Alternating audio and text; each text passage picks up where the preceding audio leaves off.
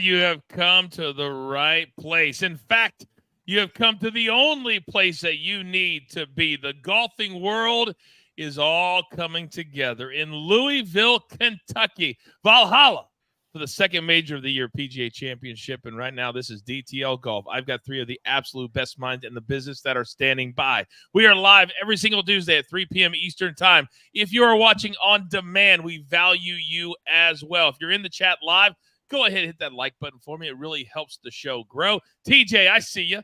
I just watched AB3 coming home video. I forgot how jacked up that got me to have the coach and AB back. It goes even bigger than that. Because last year, I said, I want to do a show with Steve Scott, Robert Damron, Fast Eddie Fernandes. How do we make that happen?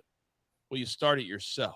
So without further ado, we have so much to talk about. Let's bring in the stars of the show because you know them, you love them. And on a championship week, on a major week, I bring in the full Monty. Look who I have here. And let's start with the man who's a member of the PGA of America. And today, if I'm not mistaken, has a little extra zhuzh in his step.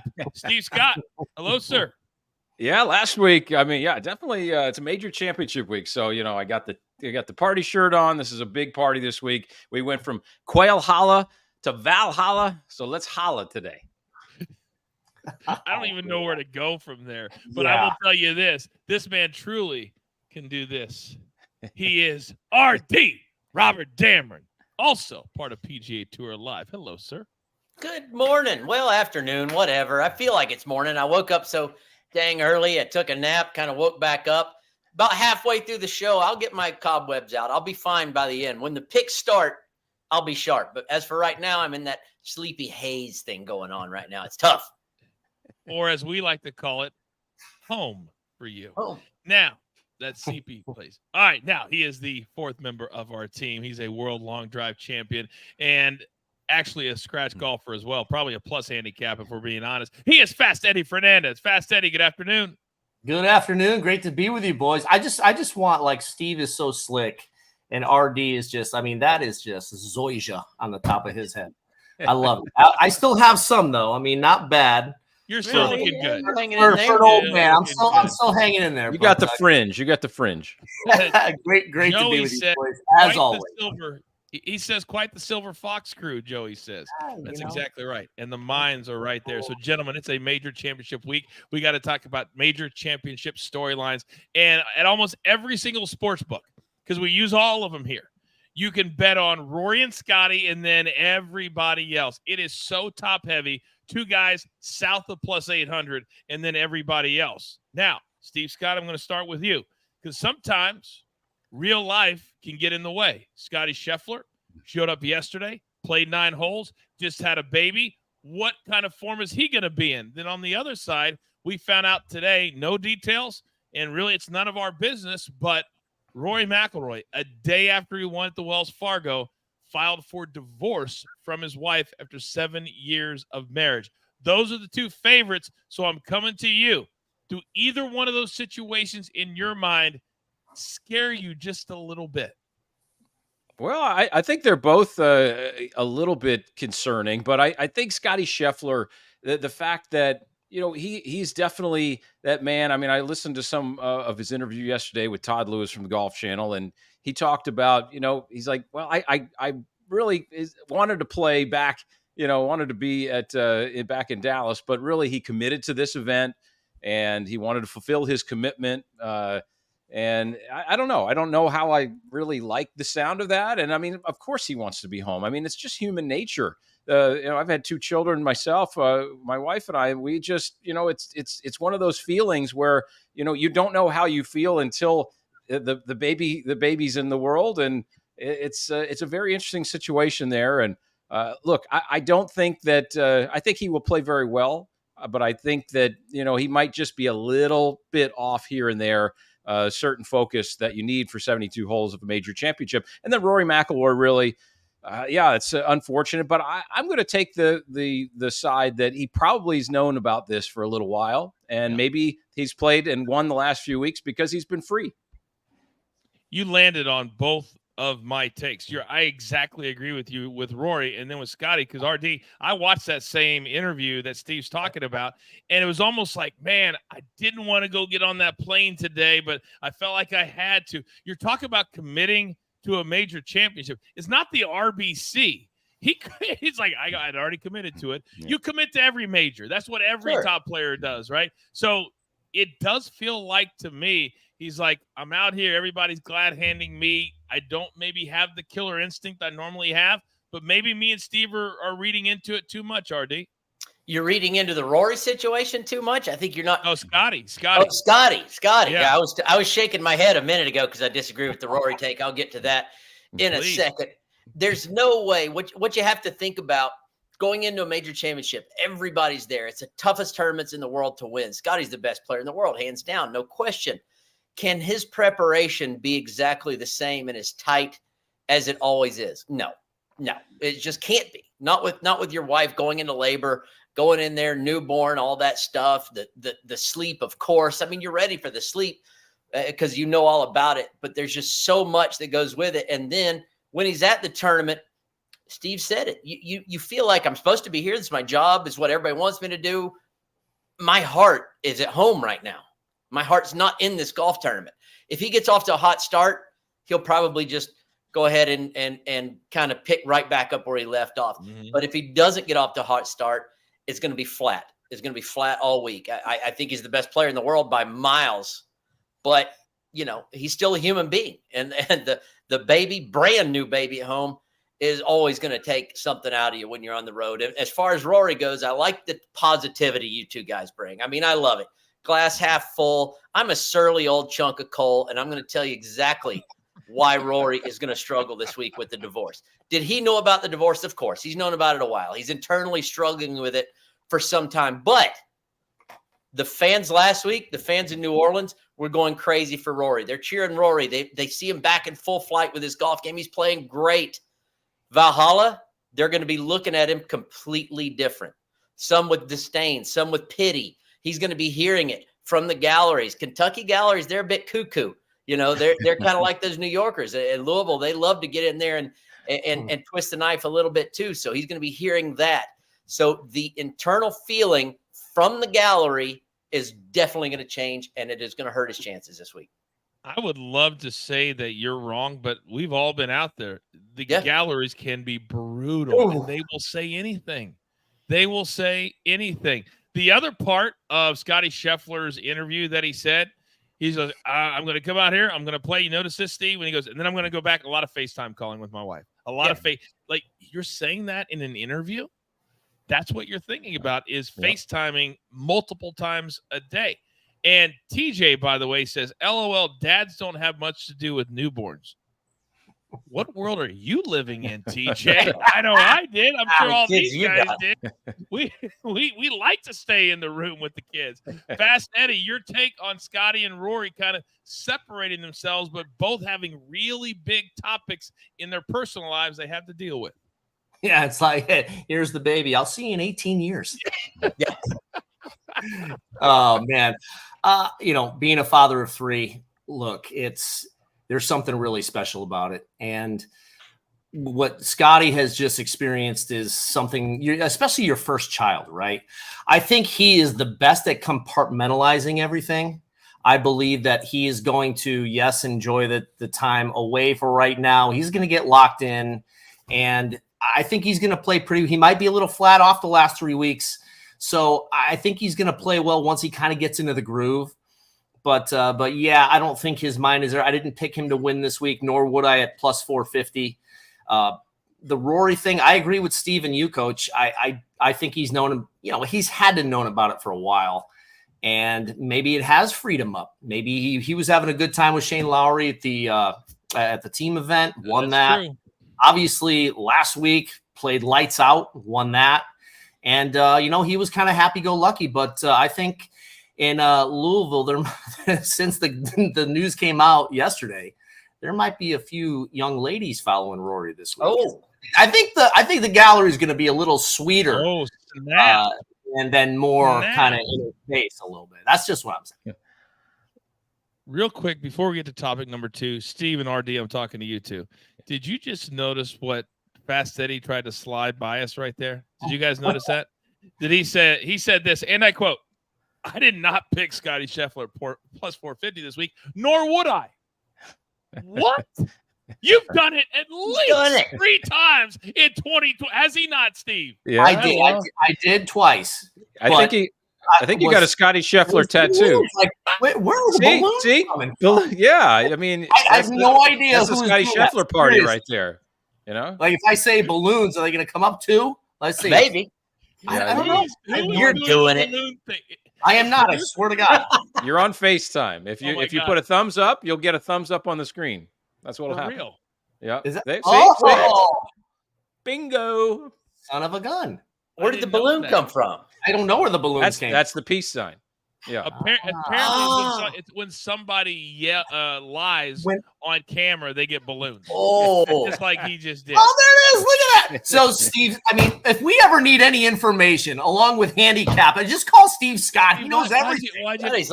I think I am the youngest on this four you are stream here. You right? are. He's our technical support. You think you're younger than I am? Really? Interesting. I am. I'm 46. You look good, though. 46. I can't wait to get there. All right, topic number 2. And I hate to admit this, guys, but I'm going to, because at the Masters, I just haven't been able to wrap my head around Tiger Woods not being a competitive golfer anymore. And I bet him twice in head-to-head matchups. We called our bread and butter. And on the weekend, he shot +8, +9, and it wasn't close. And I was kicking myself. Why do I continue to do it? Well, this week, there will be no Tiger Woods betting. In fact, Scott in the chat said he is going to make the cut. Steve Scott, you've gone toe-to-toe with Tiger Woods before. You know how great he can be.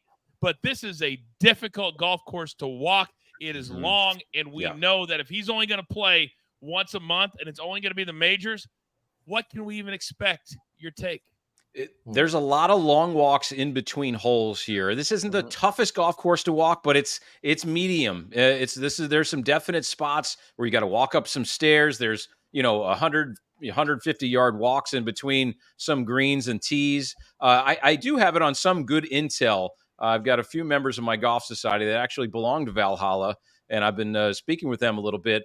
And one was running the range yesterday, and he said that Tiger basically asked to not go over the flyover. There's like steps that go up and over the crowd from the practice green to the range. Well, he wanted to make sure he didn't have to go up those steps and up and back down to the range. He kind of had them clear a path to go to stay ground level, which I thought was very interesting. So, yeah, he's definitely concerned about his body and his ankle this week, I think. I apologize. I was trying to drink like people in your society drink with the pinky in the air. Is that how you guys do it? Just like I just did it. No, we're not like that. We're cool, man. We're cool. We're not like that. We're not like that. But Steve makes a good point, RD, is that Tiger has gotten to a point that, and even in his interviews, he's very tempered. Because remember at the Masters, he was asked directly, do you still think you went? Yes, I do. Yes, I do. I think he understands that he's at a point that he may only have a couple of years left where he even decides to show up because he does not want to embarrass himself and do what he did on the weekend at Augusta. Your take? Never, ever, ever does he want to be a ceremonial golfer. And if he feels deep in his heart that he cannot win, he will not go. He won't go. He'll just move on. He'll wait for the PGA Tour champions, jump in a cart, and go whip their butt out there. But I don't think he's there yet. I think when he says, can you win again? And he says, yes, he fully believes it. Now, I said he doesn't want to be a ceremonial golfer. And there's some people that think that, but there's some people that thought Phil Mickelson was a ceremonial golfer when he won at Keel Island a couple of years back. And that was kind of out of nowhere. When you're dealing with an all-time great, and Tiger's he's not Phil, he's one of 2 of all time, Nicklaus and Tiger. That's it. Whoever's number 3 is down the line quite a ways. If you're that good truly, and you get just a little rhythm going and just a little something nice happens on Friday, and then you're 3 back going into the weekend and you play a great front 9, he's not this broken man. He's not an old man anymore. His mind is still Tiger Woods. everyone else in the field is going to see that name, Tiger Woods, and they're going to freak out and say, oh boy, here he comes. So I'm certainly not ready to send him to pasture yet. And Fast Eddie, adrenaline could be a crazy, crazy thing when you start to get going and it's a little bit hot and you're in Kentucky and all those things, that hopefully it'll be super warm at the time that he is playing. But it's hard not to agree with what RD just said. Your take. Yeah, 100%. I don't think he's a ceremonial golfer yet. He doesn't believe that. He's the GOAT for a reason. His best is better than anyone's ever in history. So, but I think if he feels like he doesn't have a chance to win, like he said, every time I tee it up, I feel like I can win. And I believe that wholeheartedly. I think, like Robert said, if he comes to the point to where he just feels like he cannot get it done, he will stop playing. I don't think he'd tee it up just to kind of go out there through the motions.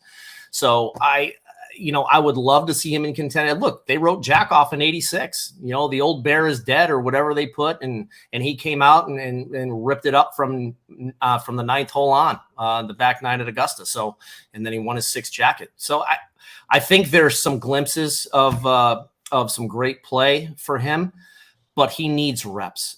It's just, you can't, game speed is different than practice speed or whatever. So if he has enough reps, if he's able to get enough reps in, I think he'd have a chance to maybe be in contention in a couple of events on some golf courses that he could walk.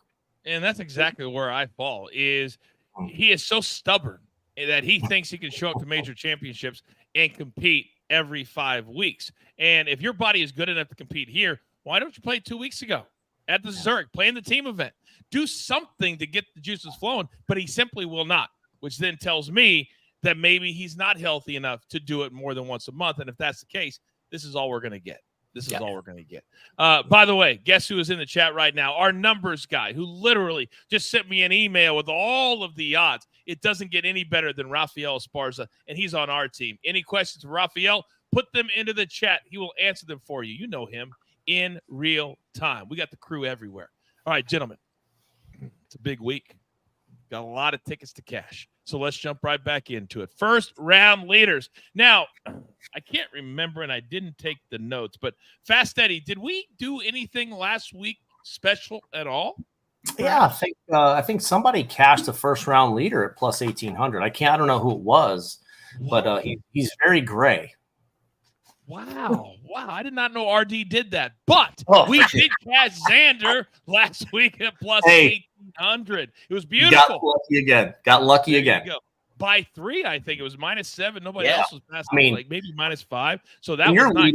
When you're leading by 3 after the first round, you've golfed your nugget very, very well. So yeah, he played awesome.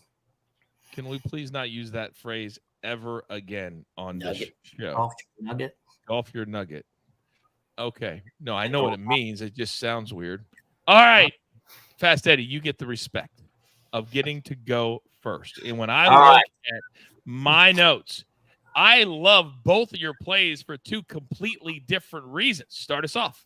Yeah, Rory, I don't think it really matters what he's going through personally. I think he's going to come out just like he did last week. Hottest player right now, obviously the last couple of weeks.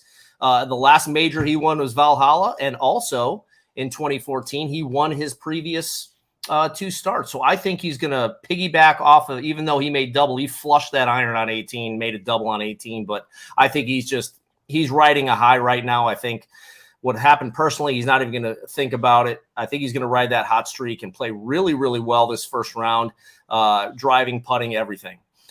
Bryson, again, +2 strokes gained off the tee. He's going to come out hot just like he did at the Masters. It would not surprise me to see him go low the first round. He seems to get off to quick starts. And just kind of by what he's been doing with Liv, he's playing solid golf and he hits it a mile and he's a really good putter. I think his putting is underrated. So that's why I went with those 2 guys. Yeah, I love the Bryson one. And Steve, let me come over to you because you agree with it as well. This is a guy that we don't see very much because he's on Liv, but he has a history and just did it at the Masters of coming out on fire. Back that pick up. Right. I mean, he's had 5 top 10s in the last 7 events, tied for 6th at the Masters. I mean, this golf course is a very open golf course. I think it's very important when you select your picks, whatever they are this week, is that you have to understand this golf course and what the players are going to be able to navigate around this. This is a very open golf course. Back in 2000, when Tiger and Bob May battled it out here at Valhalla, there was a tremendous amount of trees that surrounded this property. You could really get behind a lot of trees. They have removed thousands of trees here to open up the vistas, to open up the airflow. The front nine essentially is all out in the open. The back nine had played more through the trees. The back nine is very open now. There are no trees really in the way. Bryson DeChambeau can send it as far as he wants. He plays with 5 wedges. He plays with a 6-degree driver and hits the ball as far as you can look. So I really like what he can do here, and he's going to be able to send it and hit it far. And if he hits it in the rough is playable this week. It's the PGA of America doesn't make it too brutal here. So I really like Bryson in that plus 3,500 number for first round leader. Weird story. I was playing the other day with my son. As everybody knows, they see him on social media becoming a great little player. We were playing, Steve, with our senior club champion. His name is Chris Barra. He goes, Coach, I'm going to a U.S. Senior Open qualifier. Yeah. Guess who is in the group behind me? I said, I would have no idea. He said, Bob May. How crazy is that? And that's coming up this week. One of the classic 4-hole playoffs of all time. Tiger pointing at wasn't that awesome? Putt goes in, pointing at it right there. Oh, great times. All right, RD, you decided to go to Live for both of your first round plays. Explain yourself. Well, actually, I can explain both of them in the same handful of sentences. Yes, I went Live because almost like Europe in the Ryder Cup, where they show up and they feel disrespected and they've got something to prove and there's a brotherhood there, and they come and they kick the US's butt more often than not. I think that the Live players want to show up and prove that they belong. So many of them aren't getting exemptions. They're not getting the world rankings points. So they want to go up there and show we are some of the best players in the world and we deserve our spot on that world golf rankings and in all these majors. Now, I'm digging my heels in on this one. My personal formula when it comes to first round, I'm going with putters. I like putters. You can't shoot a low round without making a bunch of putts. And no one makes more putts at all in the world, frankly, than Cam Smith. He might be the best putter in the last decade out there. He has dominated tournaments just with that club alone. And Tyrrell Hatton has ranked first in the European Tour, DP World Tour in putting. He's always been a great putter. And, oh, by the way, they're both coming off a pretty good finish at Singapore, the last Live event that Brooks Koepka won. So I just like that kind of feeling going into this. They got a chip on their shoulder, going to get off to a hot start. How about a number from Raphael? The over-under number on Live players to make the cut this week, 10.5. 10.5. Raphael, put in the chat how many Live players are in the field this week, if you could, please. Thank you very much. I think there's 16, I think. 16? That would make sense. That would how's make half sense. a guy going to make the cut? That doesn't make a lick of sense. You either win or lose, baby. I guess. You either win or lose. That's exactly right. All right, topic and category number 2. And this is what we like to call our bread and butter. If you're a $100 better, for the sake of an argument, this is where you put your full units. This is where you bet full because you only got to beat one other guy. It's a head-to-head market, and I absolutely love this market. Last week, it was the only thing that I could pick right personally. So, Eddie, let me come right back over to you because you're going with the big boys this week, and I can't wait to hear this explanation. Go. Yeah, Rory is just, look, he's coming off of 2 wins. I know Scotty won 4 out of his last 5 wins. He's been off for 3 weeks. On the 8th tee box, Rory was down by 2 to Xander, and he went from 8 through 15, 8 under par. He's like, yeah, I think I'm going to step on the gas now. So people that were saying, I heard some things that Rory can't close. Yeah, he did it last week, and I think he's going to play really well this week. I like him over Scotty. Scotty's mind seems to be elsewhere, although I think he's going to play pretty well, and that's kind of why I went with Rory over Scotty. Look, he's firing on all cylinders. Brooks minus 111 over John Rahm. Brooks, I mean, look at the big guys, how they played in the last 3 or 4 weeks between Rory, Scotty, Brooks. Brooks just won his last start. Rahm has not played that great. And we forget Brooks has won 4 times in the last 13 months including last year's PGA Championship. So his strokes gained is, plus 1.6 the last 30 days. So he's playing solid. And, Rahm is putting horribly. He's losing a shot in strokes gained putting. So I like Brooks over Rahm this week. And,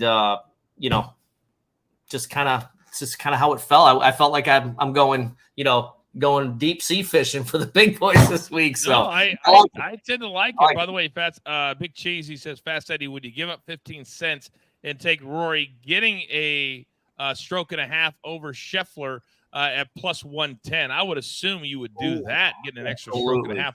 Oh, yeah, absolutely. 100%. Yeah, for sure. I do that a lot. I like to take that plus 1.5 if it's possible. You give up a little bit of juice. But tournament picks are really the only one you can do it. On day-to-day round picks, it's usually just half a shot on most of those head-to-heads.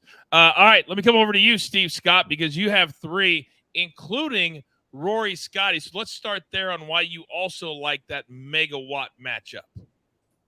I mean, right. We're starting with Rory and Scotty. I mean, I just feel like Rory is he is so dialed in with his game right now. I mean, if you look, to piggyback on what Fast Eddie said, I mean, he was 8 under par through 8 holes in a stretch in that final round.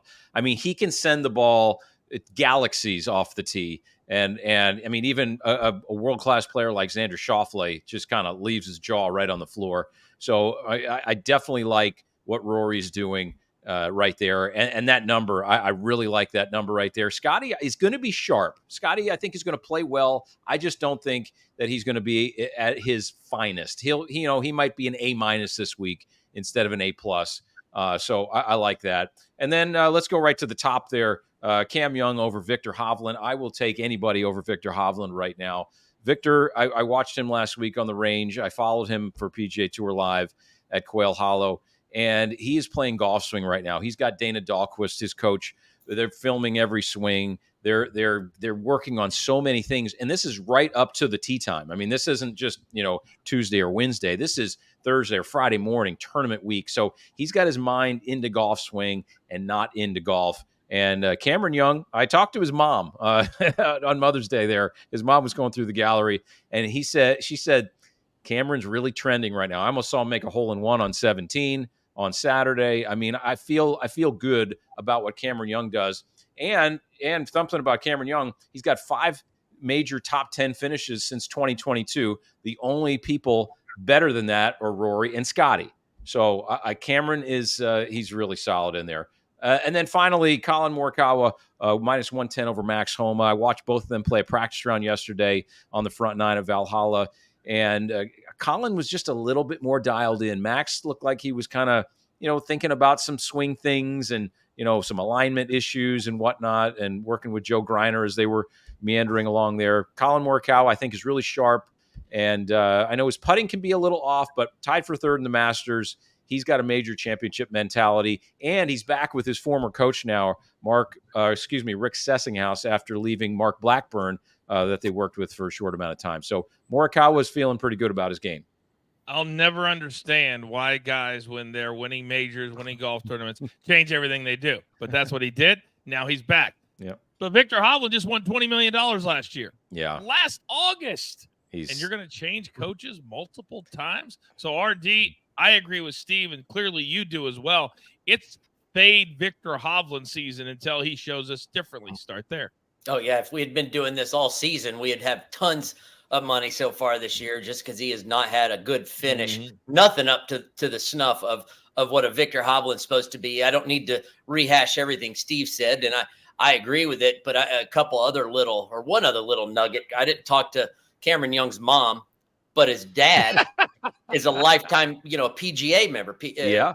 And just like with Justin Thomas, this tournament holds something a little more special to his heart. So I think he's going to come out there, play well. Victor Hovland, just the headspace he's in is not what I like to see. So yeah, I'm going to be continuing this trend until he gets on another hot streak. And then also Alex Noren, a little bit of an underdog over Russell Henley. Now, Russell Henley, he's played decent. He finished 10th and 12th the last 2 weeks. Nothing against him, but 2 of his worst finishes this year were at the Players where he missed the cut. He struggled at the Masters. So the big events, he hasn't quite stepped up. And Alex Noren has been playing very good, top 25 in his last 7 consecutive events. Probably the hardest worker on tour as well. So I really like both of those bets. I think part of the reason that guys like Alex Noren or Cam Young, we don't realize how good they're playing at times. They're very, very quiet. They don't bring a lot of attention to themselves, especially Cam Young. He doesn't even have social media, for God's sakes. So you really got to dig deep, just like Steve did on him. Now, category number 3, finishing positions. And this one can be very, very difficult because you can turn a top 10 into a top 20 out to a cut in 2 or 3 holes. So dial it back just a little bit. Fast Eddie, let's start with you because you like 2 names, but you like them in different categories. Start us off. Yes, sir. I'm going to start with if I had an 8-footer to save my life, I would have Cam Smith putt it. He is just, I mean, just from his stroke, the way he looks at, just the way he prepares, best putter I've seen in a long, long time. Finished second last week at the Live event. I love it at plus 700 for the in the top 5 and top 10 plus 350. I think he's going to play really, really, really well this week. He is number 1 around the greens in this field last 30 days and 4th in putting, 7th in strokes gained total. So he is on top of his game, even though we really haven't seen much of him because he, plays on Live, but he is kind of coming in sneaky at this event. I love him with those odds. And then Tony Finau, he's kind of hasn't played that great. He finished, in 2 of his last 4 starts, he finished 2nd and 12th. So he's either really good or not so good. So, he's losing a half a shot putting. So if he can be maybe gain a half a stroke putting, I think he's going to be right there. I like him, plus 500 top 10. And I think he's gonna, finish in the top 20. So that's why I picked both of those guys. But he's due. He's really due to play well again in a major. So, all right, yeah. I don't mind those. Both of these guys, they can show up on any given week, especially when the lights are the brightest. Now, Steve Scott, I'm going to come over to you because you have a name on here that got very emotional. Family was there. But most people don't realize he's a PGA Tour winner now because everybody's focused on the Wells Fargo. Yep. But there was another event last week. Let's start with that name and the top 40 you've selected, sir. And he was a player, Coach, that I picked a few weeks ago to finish in the top 40 at the CJ Cup, Byron Nelson, and that's Chris Gotterup. He is now a PGA Tour winner, and that's how he got into this field at the 11th hour. Plus 280 for him for a top 40. Are you kidding me? I think those numbers are off the charts. Mm-hmm. I think you're going to clean up on this one, particularly because he's one of the top 5 drivers distance-wise on the PGA Tour. He's got some serious ball speed, and you're going to need that around here. You got to play the long hitters this week. I think you got to definitely move that direction with your picks. But a plus 280, you have to go. He's going to finish top 40 here. He's going to ride that wave of momentum. He's really sharp. And now he's got the confidence to get it done. Steven Yeager, moving to my top 20 pick at plus 400, recent tour winner in Houston. He's picked up a lot of speed himself over the last year or so, working out with Mike Carroll and just 5-6 miles an hour of speed. And he's the only player, mind you, that's beat Scotty Scheffler in the last 2 months. So he's got the confidence to do that. And I really like him right there. Sung J M plus 220 in that top 20 market as well.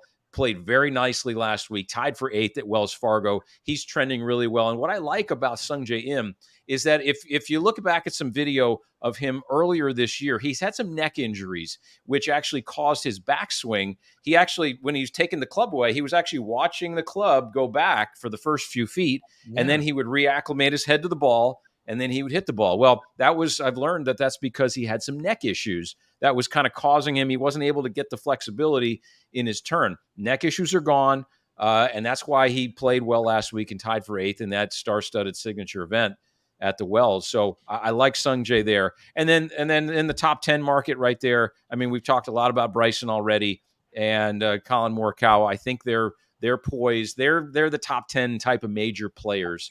So I really like kind of how I've tiered those players down in all those markets this week. All right. So does the chat. They're all rolling with you, Steve Scott. They're all rolling with you, especially TJ.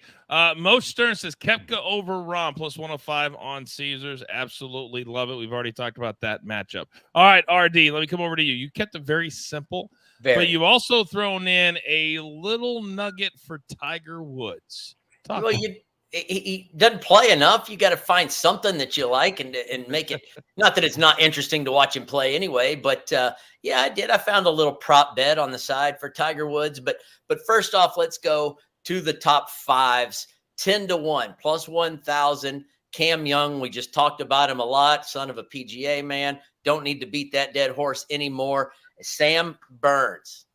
He's a new dad. But it's not so new of a dad that he's like in la la land. It's 3 weeks a month now, so he's kind of acclimated to everything. Okay, it's not just that I don't know what to do. Where's the manual for this baby kind of thing? Like, he's kind of back into his own rhythm.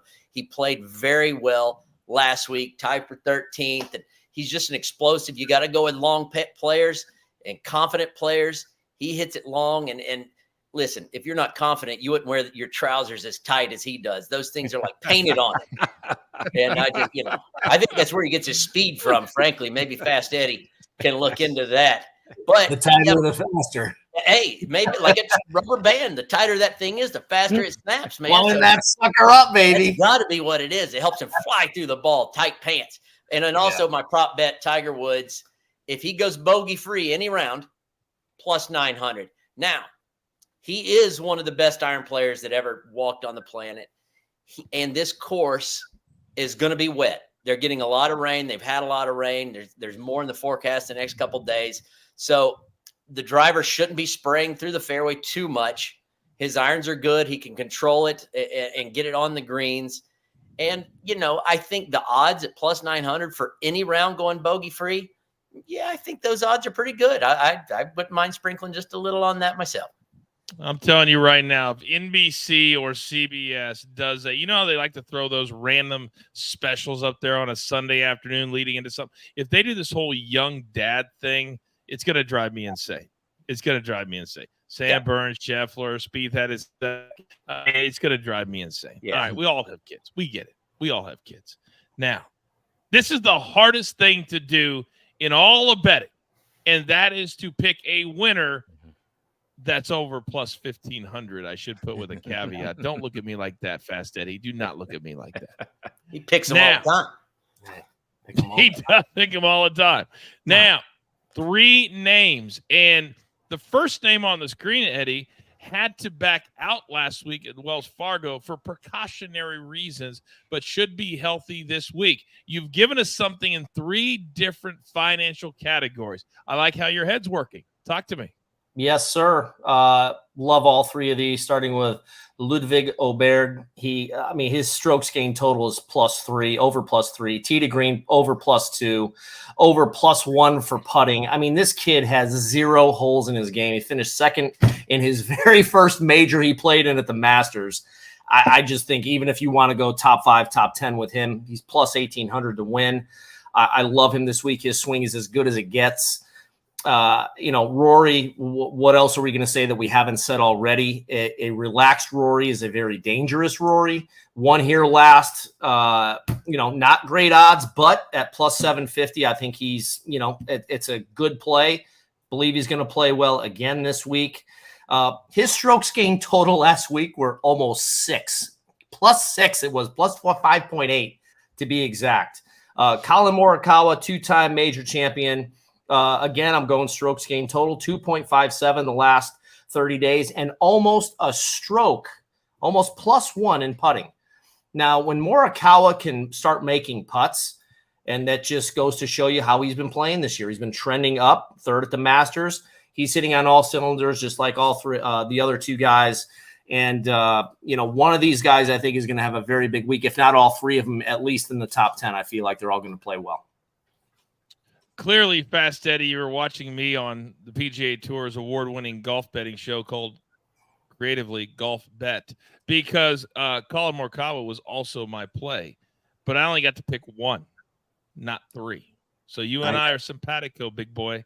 Simpatico. I never miss a show, Coach. Never miss a show. You're the only one. All right. If Steve Scott is only going to pick one name, and it's at plus 750, then you know he feels really strongly about this one. And why shouldn't he? Steve, we're talking about 2 wins in a row. You're up.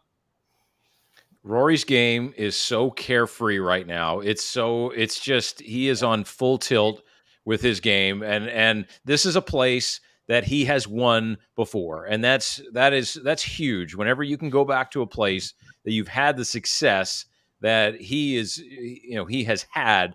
He won at the Wells Fargo as well. That was his 4th victory there, and he's already won here at Valhalla back in 2014 in that kind of finish right at dark there. And but he would be the 6th player to win 3+ PGA championships, joining Walter Hagen, Jack Nicklaus, Gene Sarazen, Sam Snead. I just like. I mean, it's hard not to like the way he's driving the golf ball. I mean, he's the best driver in the game right now. I mean, his total driving numbers are just off the charts. How far he can carry it and how high he hits the ball. He's got 150 or 60-foot apex with his driver, which is ridiculous. And it's going to be important around here because you're not going to get a ton of roll on these fairways, but he can cut a lot of distance off. And plus 750, it's not the greatest number in the world, but gosh, he's just playing so good. How could you bet against him? No doubt about it. And one added thing that will benefit him, if the weather comes in like what's predicted, it's going to make an already long golf course even longer, which gives him another advantage with the incredible driver and the way he's hitting the ball right now. So it's hard to pick against this guy. In fact, I think he should be the favorite over Scotty Scheffler. I really do. Yeah. RD, you're taking a guy who tends to show up at majors and another guy that hasn't won in 2 years. Explain yourself. Well, Steve just listed a bunch of names that Rory's trying to join with the 3+ PGAs, but maybe my ears aren't working. He missed my man that I'm betting this week. He's already got 3, Brooks Koepka. And, for the foreseeable future, he's going to be a factor in tons of majors. I mean, if he's not quite there, he doesn't quite make it, but if he gets off to a good start, forget it. I mean, he could blow these fields away. And he did win in Singapore just 2 weeks ago. It's Brooks Koepka. It's a major, 14-1. Absolutely, I would take that all day. I just think he's the man when it comes to major championships and has been for the last 7 years. So, I just don't want to overlook him. And if anyone else is due to win the big one, it is Xander. He's got a great record in majors, also a lot of good finishes. And the question with him is, does losing and not closing the show take out of him? Does it hurt his confidence? I don't think so. I think he's a very process-driven player. He kind of stays in his own world and goes through his own process. And he didn't really lose last week. He got beat. Rory just came and wiped the field with everybody, and you could take your hat off and say, hey, great play. And I didn't do anything myself to cause this loss. Some guy just caught fire and ran through us like a buzzsaw. So with the consistency he's been playing with and the way he's been playing, he's going to be part of this tournament on Sunday. You don't become a top 5 player in the FedEx Cup standings without a victory unless you're consistently top 5, top 10s. And that's who Xander has been. You'd think he'd back his way into a victory at some point, and maybe this week's the week.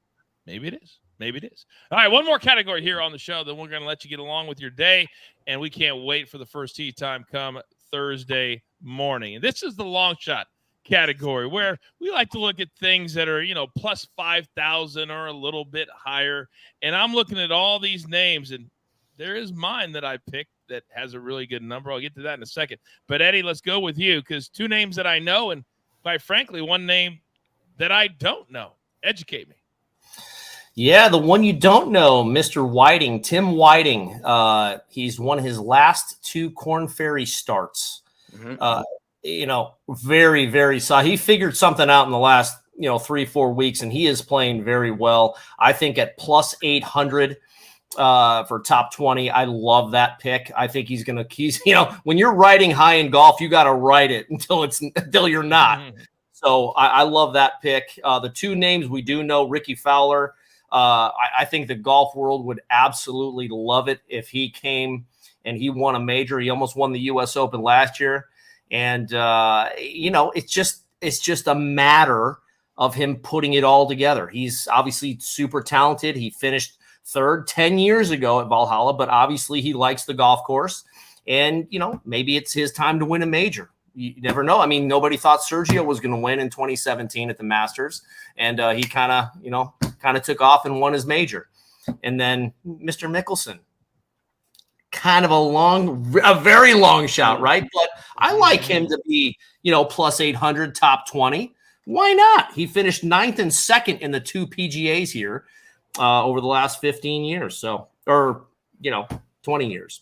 But who knows? Maybe he'll get lightning in a bottle. I gotta start thinking about these 53, 54-year-old guys who can still bring the gas. So, yeah, I mean, you are one of them. I am one of them. There's no doubt about it. I mean, Phil Mickelson is kind of the outlier in all this. I mean, when he won a few years ago, it was arguably one of the great stories of all time when he was getting it done. So, top 20 at plus 800, that's a nice number.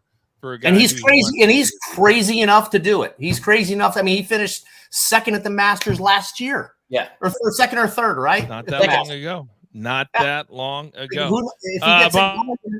First mention of Ben On. Not a single word about Cantlay, because Cantlay is dead to DTL golf. We're not betting on Cantlay the rest of the year.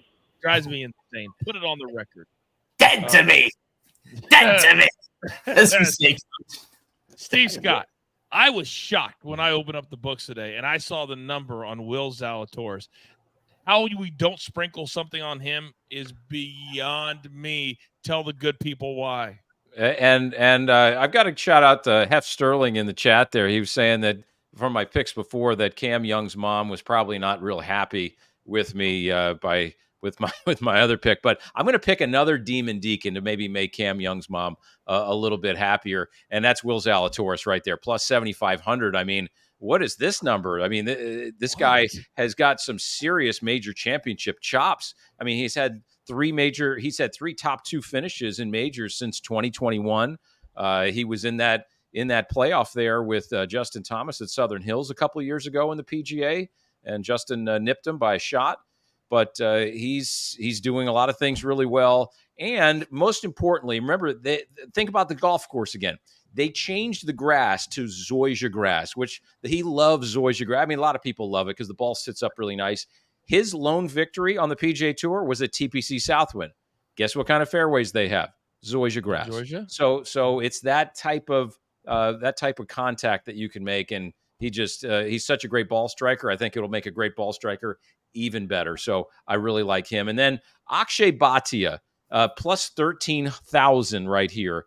And he's got some history at this golf course. And back in 2018, he made a little chip shot right here. He was one down going to the 18th hole. This was for Eagle to win the golf tournament, and it went down. Whoa. Serious great stuff right there. 72nd hole at Valhalla. He has got some serious good vibes around this place right here. Look at him. I mean, 115 pounds soaking wet, and that guy can flat out play some golf. He's got a victory this year, made that great finish there in the playoff against Denny McCarthy at the Valero Texas Open. Akshay Bhatia, I think he's going to do something this week. I think he really could. He's got some serious ball striking capabilities. These greens are not overly difficult to putt. And so I think we got to throw something on Akshay Bhatia, especially at that number. Yeah, I don't think he's put on a pound since that video that we just I think showed. He's lost weight. Well, yeah, I think so too, because now he's like an inch or two taller. Amazing. That was great video right there. Yeah. By the way, Will Zalatoris, to back up what Steve Scott just said, 6 top 8s in major championships. Yep. 6 top 8s. This guy, I mean, he is a big game hunter, and that number right there is crazy on that man. Crazy, just a misprice. All right, RD, final 3 picks of our second major championship show. You're up. I feel like I'm in crazy town when Justin Thomas, the former world #1, still a great player, 2-time major champion, players champion, can fall into the long shot category. He's played this course 100 times. He's from right there. He's got some great vibes. Let's call it like a Nick Taylor at Canadian Open this year kind of vibe. It would be that kind of celebration if he can get it done. Plus 5,050 to 1 on Justin Thomas. Are you kidding me? I think that is just a great bet. I know he's not putting that great. He's still Justin Thomas. He's still perfectly capable of going out there and getting it done. We've bet a lot on Ben on this season, and we've done very well with him this season. Tons of good finishes, great ball striker, played well the last couple weeks, just rock solid. You know, the putter is actually getting better. That was kind of the bugaboo earlier in the season.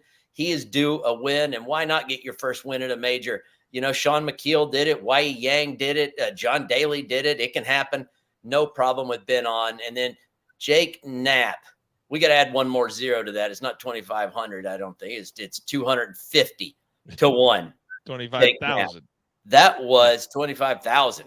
That was when I saw that, I had to rub my eyeballs. I'm like, this kid, sure, he can drive it wild at times. He can struggle at times, and he's hit and miss. When he's on, he is on. And I got to watch him with my own 2 eyes last week. Talent is off the charts. Speed is off the charts. He's got that lazy kind of just, I don't know. How do you hit it so far? I don't know. I just do. Like a shark's born to swim. Jake Knapp just knows how to hit a golf ball, and you don't need to know why. He's just damn good. I was very impressed with him. And he also just is born to do curls. The man is built like I used to be, and how RD is now. Yeah.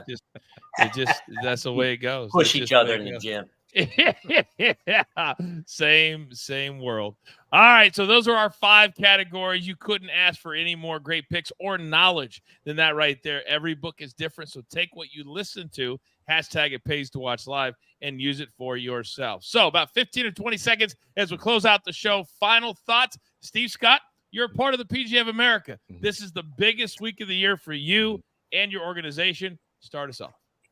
21 of the PGA professionals will play here this week. And Michael Block being that 21st with that top 15 at Oak Hill last year. Who could forget that? But maybe there'll be another Michael Block story this year. I don't know, but I don't quite see it on this golf course. But I'm excited to watch my PGA brethren get out there and play some great golf amongst the greatest players in the world. I think that getting everybody together, this is what we want. And really looking forward to this week and getting out there. And hopefully we can dodge some more raindrops later in this week. And you will be on what stream on ESPN Plus, correct? Yep, I'll be one of the featured groups in the afternoon, working with Taylor Zarza from Sirius XM and Mark Brooks, who was the champion here in 1996. There you go. Boom, boom, and boom. Fast Eddie, talk to me. I was out at PGA Frisco, the headquarters, yesterday doing a charity event, and that place is unreal. I'm sure, Steve, have you been there, Robert? I mean, it's incredible. So I would love to see. I think a whale is going to win this week. I think a big name is going to win this week. And I think it's going to add to whoever's major championship total, add 1 to that. But I hope there's a PGA member that one of the guys that is not on the PGA Tour makes the cut. I think it makes it all that much better to have them stand up there with the champion and get that piece of crystal. And I think that's a really cool thing that they do. So many cool things. It's not just about who wins at the end of the day. RD, bring us home. My old Kentucky home, a major championship back in the old Bluegrass State where I was hatched back quite a few years ago. So I would love to have been there. I'd love to have gone and worked it. Didn't work out, but as much as I miss going back to Kentucky, my couch here at home is damn comfortable. I'm just fine watching it from there too. No rain in there, no heat, air conditioner work. So I'll be kicking back, watching some PGA Championship, loving every minute of it. And we will be texting nonstop, no doubt about it throughout the weekend. Hopefully the weather is not an issue, but if it is, well, it's going to be a long day for a lot of people. We'll see who's the fittest out there as well. Gentlemen, as always, we appreciate your effort. Appreciate you being here. Producer man, I need my one shot. Thank you very much. It's now time for you to go out there and understand that golf betting is the fastest growing betting sport in the world. So why wouldn't you come here every single week? Go out into the world, pay it forward, be kind to one another, and understand this. There's only one thing left to do, and I believe you all know what that is. You've got your marching orders. Let's take all of these PGA Championship tickets straight to the pay window. My entire crew, Lobo, my man Steve Scott, Fast Eddie Fernandes, RD, Rafael Esparza, my numbers guy in the chat, and never forget about producer, man. Always making the show look like $1 million. We grind for you so we can win with you. Is truly what we're all about. Let's tee it up Thursday right here. It's DTL Golf. Good luck.